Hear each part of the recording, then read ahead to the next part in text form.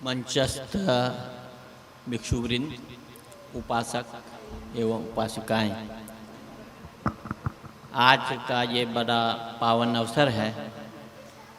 विश्व बौद्ध महासंघ की तरफ से ये आयोजन किया गया है और सर्वप्रथम मैं विश्व बौद्ध महासंघ के प्रति आभार व्यक्त करना चाहता हूँ, क्योंकि विश्व बौद्ध महासंघ मुझे लगता है एक बहुत बड़ा कार्य कर रहा है।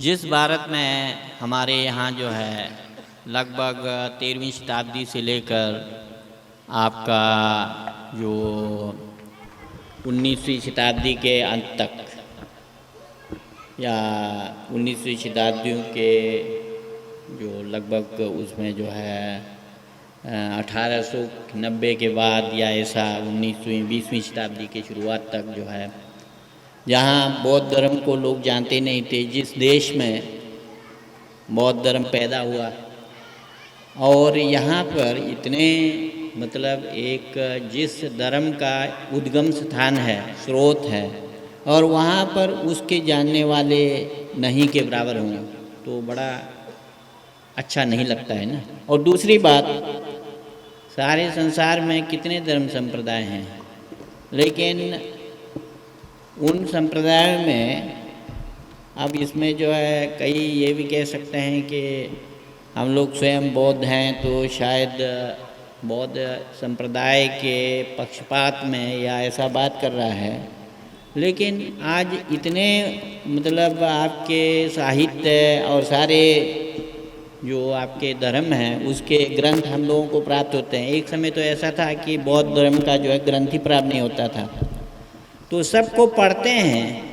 तो उन सारे धर्म ग्रंथों में जो वास्तविक रूप से एक जिसको हम लोग वैज्ञानिक बातें कहते हैं या जिसको हम कह सकते हैं कि उसमें कोई तर्क संगत बातें हैं, तो उसमें बुद्ध के बातों को जो है सबसे ऊपर रखा जा सकता है। क्योंकि बुद्ध ने जो बौद्ध धर्म का प्रचार प्रसार किया आज से 2500 वर्ष पूर्व, वो कोई ऐसा नहीं कि कोई संप्रदाय स्थापित करने के लिए उन्होंने बुद्ध के ने धर्म को स्थापित नहीं किया। बुद्ध ने वास्तविक रूप से जिन सब प्राणियों के प्रति एक आवश्यक बात चाहिए थी, मतलब कि सबको सुख प्रदान करना है, सभी दुखी हैं, तो उस दुख से मुक्त करने का जो उपाय है जो प्रकृति में ही है, तो उसको उन्होंने उसको प्राप्त किया और प्राप्त करके उसको जो है मात्सर्यवश कई लोग क्या करते हैं कि हम तो जानते हैं, हम दूसरों को नहीं बताएंगे या सही ढंग से नहीं बताएंगे। ऐसे भी हैं, ऐसे भी गुरु लोग होते हैं। लेकिन बुद्ध ने इन सब से ऊपर होकर जिस मार्ग से उन्होंने उस सत्य को खोजा और जिस मार्ग से सत्य को खोज कर उन्होंने जो है स्वयं दुख मुक्त हुए, उस मार्ग को जो है सारे सत्यों के प्रति धर्म चक्र के रूप में उन्होंने प्रदर्शित किया। और जो हम लोग जानते हैं बुद्ध का प्रथम धर्म चक्र प्रवर्तन सारनाथ में हुआ था, और उस पहले धम्मचक्र प्रवर्तन सूत्र जो है सारे धर्मों का आधार है। उसमें जो 4 आर्य सत्यों की बात आती है तो वो दुख आर्य सत्य से ही बात प्रारंभ होती है ना। तो कई बार कुछ लोग ऐसे भी हैं कहते हैं कि बुद्ध धर्म में नहीं जाना चाहिए, क्योंकि वो लोग बात ही दुख का करते हैं। सबसे पहले बात ही दुख का होता है, लेकिन ऐसी बात नहीं है। दुख आपका प्रकृति जो सांसारिक लोग हैं वो दुख में हैं। अगर कोई आदमी बीमार है और बीमार है वो स्वीकार नहीं करे, बीमार है नहीं जाने, तो वो कैसे उस बीमारी को जो है इलाज बीमारी के इलाज के लिए डॉक्टर के पास जा सकता है। कैंसर क्या है? कैंसर वही है, बीमारी पहले से है, आप उसको मालूम नहीं है और वो 10-20 साल हो जाता है तो कैंसर के रूप में उभर आता है। फिर अगर वो 3rd 4th स्टेज में आ जाए तो उसका क्योर भी नहीं होता है। तो पहले आपको जानना पड़ेगा ना कि मैं दुखी हूँ, मेरे अंदर क्लेश हैं, मैं दुखी हूँ। तो उसको जब आपको ये मालूम होगा तभी आप उससे मुक्त होने के लिए धर्म का मार्ग ढूंढ सकते हैं। तो ये बहुत बड़ी बात है। दुख है तो दुख का जो है कारण है, और दुख का कारण है तो वो कारण से जो भी चीज़ें उत्पन्न होती है उसको नष्ट किया जा सकता है। अगर आपके अंदर बीमारी है, डॉक्टर क्या करता है, बीमारी जो है कौन सी बीमारी है, किस कारण से हुआ है, ये ढूंढता है, और उसका जो इलाज करने का जो प्रतिपक्ष है, जिसको हम लोग दवा कहते हैं, औषध कहते हैं, उसको देता है, वो समाप्त हो जाता है। लगभग वही बात जो है हमारे कलेशों के साथ भी है। अगर जो जितने भी जो कारण हैं, कारण से उत्पन्न होते हैं, उस कारण को हटा देंगे तो वो जो है उसका कार्य समाप्त हो जाएगा। कार्य माने फल। हम लोग दुखी हैं, हमारे अंदर किसी बात को लेकर जो है हम बहुत मान लो आसक्त होते हैं, कहीं गुस्सा आता है, कहीं आप में मात्सर्य भाव जागता है, उसके ठीक विपरीत जो प्रतिभा बुद्ध ने कही जो धर्म है या मार्ग है उसको आप अपनाते हैं तो वो जो है आपका जो दुख जो है या जो जिस कारण से जो पैदा हुआ है वो समाप्त हो जाता है। और उस समाप्त होने को हम लोग कहते हैं निरोध। उस समाप्त होने को कहते हैं हम लोग जो है निर्वाण।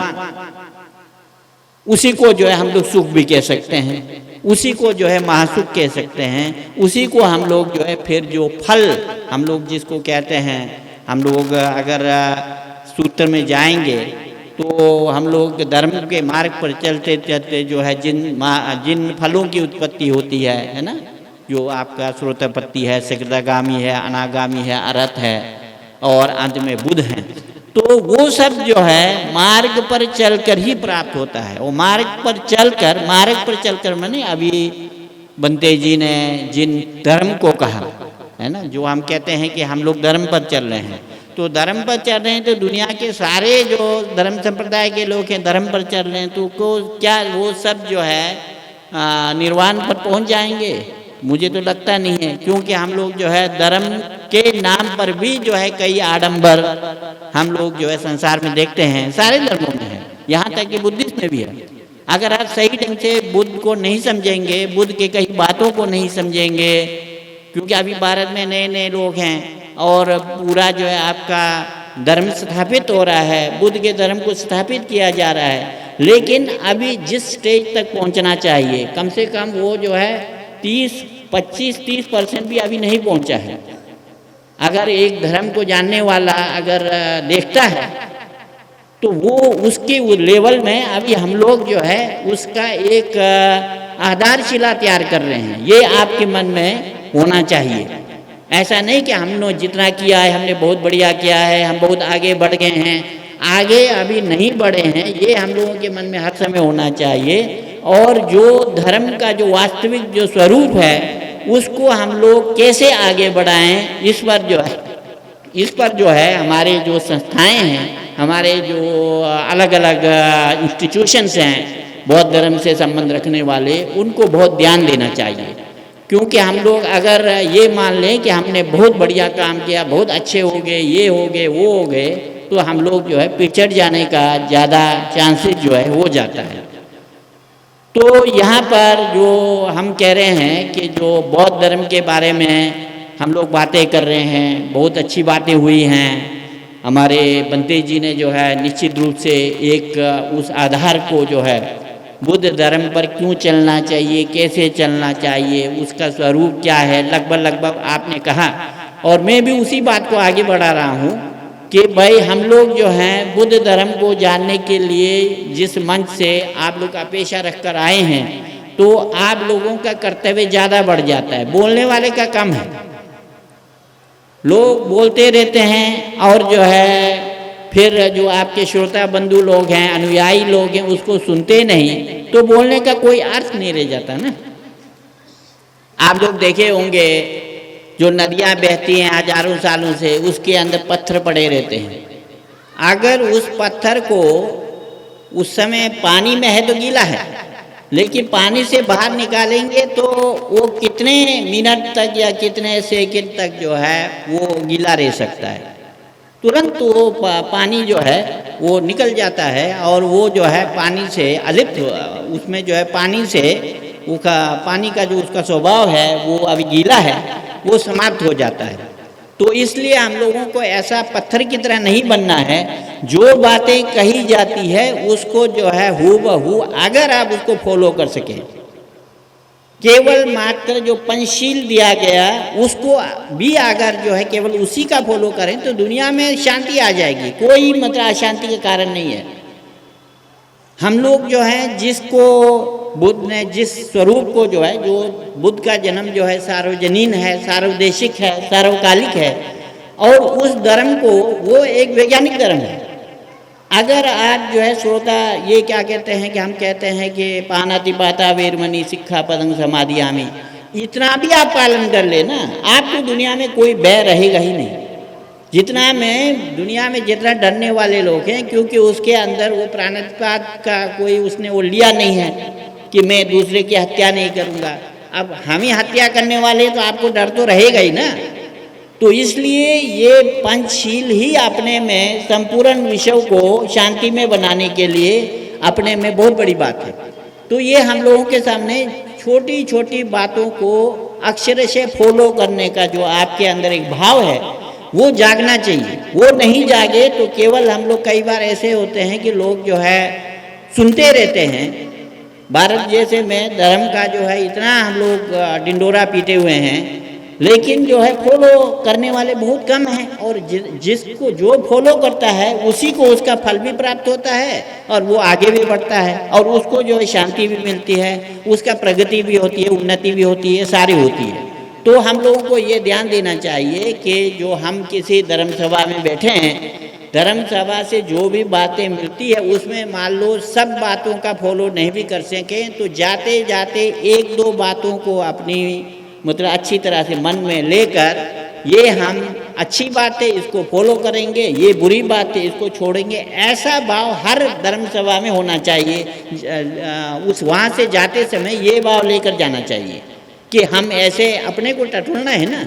धर्म का अर्थ जो है जिसको हम लोग कहते हैं भाई चित्त का शोधन या चित्त को जो है देखना चाहिए। सब पापस अकरणं कुशल सुख संपदा सचित परियोधपनंग बोलते हैं ना। तो सचित परियोधपनंग मानी धर्म जो है चित्त को हम लोगों को शोधन करने और चित्त को जो है जांचने की प्रक्रिया है, क्योंकि सारा सुख दुख तो चित्त के अंदर है ना। जब तक आपका चित्त सही नहीं है तो चित्त से आप आगे नहीं बढ़ सकते। चित्त अगर अच्छा है तो आपका सारा अच्छा हो जाता है, चित्त बुरा है तो सारा बुरा हो जाता है। केवल हम लोग जो है सूत्र का वो कर लें, पाठ कर लें या फिर बैठे रहें दिन भर केवल हम कहें कि हम बुद्धिस्ट हैं, तो इससे होने वाला नहीं है। तो ये बात आप लोग ज़रूर ध्यान रखें कि किसी भी धर्म सभा में जाने पर जो बातें कही जा रही उसको नोट तैयार करना चाहिए।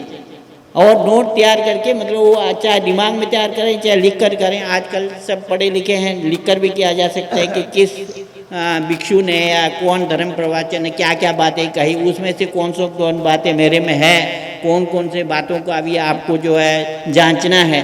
तो ये सब बातें आगे करेंगे तो निश्चित रूप से हम लोगों का जो तथागत सम्यक संबुद्ध ने जिस धर्म को कहा, जिस धर्म को कहकर हम लोगों को शांति प्रिय होकर इस संसार में जीना चाहिए, सुखपूर्वक जीना चाहिए और मृत्यु के समय हमें कोई पश्चाताप नहीं हो, ये स्टेटस जो है निश्चित रूप से तथागत सम्यक संबुद्ध का जो धर्म है, जिसको हम लोग सद्धर्म कहते हैं, जिसको हम लोग जो है बौद्ध धर्म कह रहे हैं, जिसको हम लोग कहते हैं तथागत की वाणी बोल रहे हैं, जिसको हम लोग पाली बोल रहे हैं, तो उसको जो है हम लोग अपने अंदर जो है निश्चित रूप से बार बार जांचते हुए धर्म को स्थापित करने की बातें होनी चाहिए। धर्म स्थापना में निश्चित रूप से फिर शील समाधि और प्रज्ञा की बातें आती है।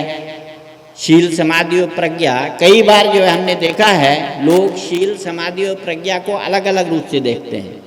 पहले मुझे ऐसा लगता है कई जगह जो है केवल लोग शील पालन करने वाला शील पालन ही कर रहा है, समाधि वाला कहीं एकांत में जाकर समाधि लगा रहा है, और प्रज्ञा वाला, प्रज्ञा माने विवेचन करना, तो विवेचन करने वाले जो मंच से हमारे यहाँ बड़े बड़े सेमिनार्स होते हैं, बड़े बड़े आपका जो कार्यशालाएं होती हैं, बड़े बड़े प्रवचन भी होते हैं, ये सब मेरे ख्याल में प्रज्ञा के अंतर्गत हैं। तो प्रवचन देने वाला प्रवचन देने में मस्त है और शील पालन करने वाला शील पालन करने में मस्त है, और समाधि वाला जो है एकांत में जाकर कहीं समाधि कर रहा है, तो ये इससे कोई बनने वाली नहीं है। इन तीनों को जोड़ना है। ये तीनों अगर जुड़ेंगे, शील समाधि और प्रज्ञा को एक में स्थापित करेंगे, तब जाके जो है बुद्ध धर्म का सांगोपांग जो आपका जो फल है वो प्राप्त होता है। आप में शील भी है, शील का पालन करना है। समाधि का अभ्यास दिन में 2-4 बार जो है निश्चित रूप से, चाहे आधे घंटे का करें, 1 घंटे का करें, किसी गुरु से जो विपश्यना साधना है उसको सीख कर कैसा करना चाहिए, उसको ढंग से उसको जो है 2-4 सत्र निश्चित रूप से करना चाहिए। मतलब कम से कम एक दिन में 2 घंटा कम से कम निकाल पाएँ तो बहुत अच्छा है, नहीं तो 1 घंटा भी करें तो बहुत वो अच्छा है। और फिर उसके बाद जो है ये धर्म चिंतन, हम लोग धर्म को सुनने वाली बात है। प्रज्ञा जो है वैसे हमारी इस परंपरा में, आपके थेरवाद परंपरा में हम लोग जो है ये आपका जो संवेदना है उसके बल पर प्रज्ञा का जो है हम लोग बल जगाते हैं। लेकिन निश्चित रूप से उसके साथ साथ जो हम लोग धर्म विवेचक बनकर काम करते हैं वो भी प्रज्ञा का ही काम है। प्रज्ञा जो है विभज्य करना, विभंग को जो है प्रज्ञा कहते हैं, उसको अलग अलग करके देखना है ना। जैसे साइंटिस्ट लोग जो है किसी वस्तु को जो है तोड़ तोड़ कर देखते हैं, ऐसे हम लोग भी ऐसे किसी को एकदम स्वीकार नहीं करते। हर चीज़ को जो है अच्छी तरह परख करके, जांच करके जो है उसको हम लोग आगे बढ़ाते हैं। तो ये शील, समाधि और प्रज्ञा को, क्योंकि एक समय ऐसा था कि लोग जो है शील देने वाले हैं, प्रज्ञा को ये आपके समाधि सिखाने वाले नहीं है, समाधि सिखाने वाले हैं तो फिर हमारे को विपश्यना देने वाले नहीं, ऐसा एक समय था। आज से 20 साल तक, 25-30 साल पहले तक भी कुछ कुछ ऐसा ही था। हालांकि ये आचार्य गोयंका जी वो बाद में आए तो जो भी है, लेकिन आज के डेट में आपको सारे संप्रदायों के आपके जो है सब सिखाने वाले मिलते हैं। तो हम लोगों को थोड़ा समय भी निकालना है, खास करके गृहस्थ लोग हैं उनके लिए निश्चित रूप से पूरा समय तो जैसे एक भिक्षु दे सकता है ऐसा नहीं दे सकते, लेकिन आपको जो है थोड़ा थोड़ा समय, जैसे संडे है और भी चीज़ें हैं उसमें जो है, जैसे धर्म प्रवचन आज हो रहा है इस आपके आजमगढ़ में, बहुत बढ़िया जो है ये प्रोग्राम है, इसमें बड़े बड़े भिक्षु आए हैं निश्चित रूप से, जिनको जो है पूरे जीवन का जो है अनुभव है, ऐसे भिक्षु यहाँ पर हैं। और ऐसे आपको इसमें जो बातें बताई जा रही हैं तो वो जो है बड़े अनुभव से बताए जा रहे हैं। और ख़ास करके हमारे मुख्य रूप से जो वक्ता हैं हमारे भिक्षु प्रियदर्शी जी है ना, तो वो जो है निश्चित रूप से बहुत जो है अनुभव हैं उनके अंदर। अभी वो यंग हैं, यंग में जो है युवा, उसमें हमारे ख्याल में बहुत अच्छे अध्ययन वाले हैं, बहुत ज़्यादा उनका जो है सारे भाषाओं पर भी, कई भाषाओं पर उनका अपना अधिकार है। और जो फिर सारे बुद्ध की शिक्षा जो है, हम लोग कभी झगड़ते थे ये थेरवाद है, ये महायान है, ये वज्रयान है, तंत्रयान है, तो उन सब पर आपका जो है पकड़ है, आप उसको जो है आगे जानना चाह रहे हैं, उस सब ग्रंथों को पढ़ रहे हैं, तो निश्चित रूप से आपके द्वारा जो जहाँ भी जो धर्म कथा हो रही है उसमें जो बातें जा रही है वो संपूर्ण बौद्ध के, जो आपको ऐसा कह सकते हैं कि बौद्ध का संपूर्ण, बौद्ध का वास्तविक बीज जो है वो बोया जा रहा है। तो इसमें हमारे जो विश्व बौद्ध संघ है वो बहुत सहायता कर रहे हैं, उनके प्रति इसलिए मेरा बहुत आभार है और मैं उसका अनुमोदन करता हूँ। और भविष्य में भी इस प्रकार का जो है आयोजन होते रहे। 2-3 दिन पहले ही हमारे प्रियदर्शी जी के साथ बात हो रही थी, हमने कहा कि कम से कम 10 साल हमारे को एक खुरदुरा ज़मीन तैयार करना है जिस पर बौद्ध रूपी जो वास्तविक जो फल है हम लोग उसको पैदा कर सकें। तो उसके लिए ज़रूरी है कि पहले श्रवण तो जब बोलेंगे नहीं तो श्रवण कैसे होगा। तो ये जो बहुत बड़ा काम हो रहा है, ये बेसिक है लेकिन बहुत बड़ा काम हो रहा है, इसको मान के चलें आप लोग जो इसमें सहायता कर रहे हैं। और इसमें हमारे पहले भी मैंने कहा था, मैं बहुत विश्व संघ के जो ये मेरे ख्याल में मुझे लगता है मैं तीसरी सभा में उपस्थित हूँ, तो मैंने दूसरी सभा में भी कहा था कि जो हमारे कई जो बौद्धों के अपना संस्थान खोल के बैठ गए हैं, जो आपके इंस्टीट्यूशंस हैं, अलग अलग बिहार हैं, तो अब बिहारों में आपस में लड़ने की जो समय है वो बीत गया। बिहार के बीच में लड़ाई है, बनते के बीच में लड़ाई है, या फिर मतलब अपने विचारों के बीच में लड़ाई है। अब वो लड़ाई करने का समय नहीं है। हम लोग लड़ाई करते रहेंगे तो बुद्ध के जो शिक्षा को आगे ले जाने का काम है उससे हम सोचते 10 कदम आगे ले जाएंगे, लेकिन वो 10 कदम पीछे हो जाता है। तो इसलिए ये सब आप लोग ध्यान रखना चाहिए। उस समय भी मैंने कहा था, इसके पहले कहीं मिर्ज़ापुर की तरफ हुआ था तो मैंने कहा था कि ये संगठन की जो आपकी लड़ाई है ना, इसमें जो है संगठन का लड़ाई छोड़ दें आपस में ठीक है, वो संगठन अलग अलग है, लेकिन उसमें आपस में सामंजस्य, सौहार्दता है और आपस में मेल मिलाप ये जरूर होना चाहिए। हमारे जो भिक्षुओं के बिहार हैं, बिहार के बीच में सामंजस्य होना चाहिए, भिक्षु के बीच में सामंजस्य होना चाहिए, और संस्था जो हम लोगों के वो हैं उन सब के बीच में जो है सामंजस्य होना चाहिए ना। ये एक विश्व कल्याण के लिए बातें हो रही है। ये केवल बौद्ध धर्म, जो कई लोग सोचते हैं बौद्ध धर्म एक संप्रदाय है, इसके लिए नहीं है। ये एक बहुत बड़ी बातें हम लोग स्थापित करने जा रहे हैं और कर रहे हैं। तो ये इसके प्रति जो है मेरा बड़ा वो है कि हर कहीं जाता हूँ तो मैं कहता हूँ कि संगठन के बीच में जो तनाव होता है, संगठन कुछ लोग अनसुलझे लोग होते हैं, उनसे ये तनाव पैदा होता है, तो ये जो है कम होनी चाहिए, हो सके तो बिल्कुल समाप्त हो। तो निश्चित रूप से भारत को बौद्धमय बनाने के लिए कोई रोक नहीं सकता, और विश्व में जो विश्व शांति जिसकी बातें हो रही है वो निश्चित रूप से होगी। इतना ही कामना करते हुए मैं सबकी शांति की प्रति कामना करता हूँ, और हम लोगों का दिशा जो है सम्यक रूप से चले इसकी मैं कामना करता हूँ, प्रार्थना करता हूँ। धन्यवाद। बोलिए साधु साधु साधु।